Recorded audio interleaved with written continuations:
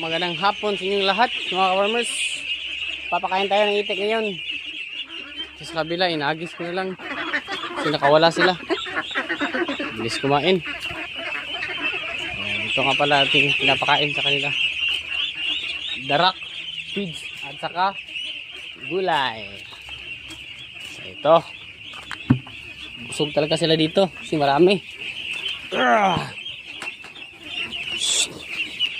Dito tayo magpakain, mga ka-farmers. Sako lang muna. Bog! So, get ready for the bangbang!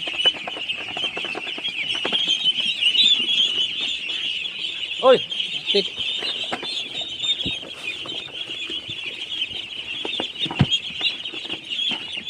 Bog!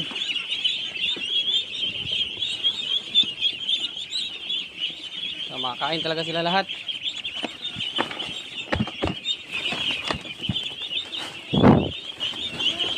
Alternative na pagkain, darak at saka feeds, may haling gulay. Yan mga farmers, katipid tayo tapos busog pa sila. Be,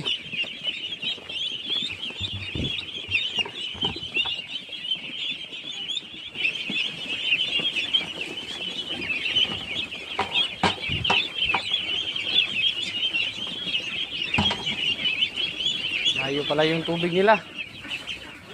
Andun.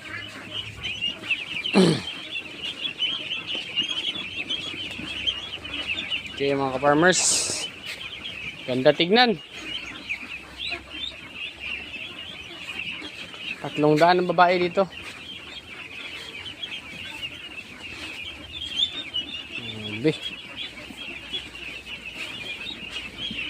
Nanti busog sila.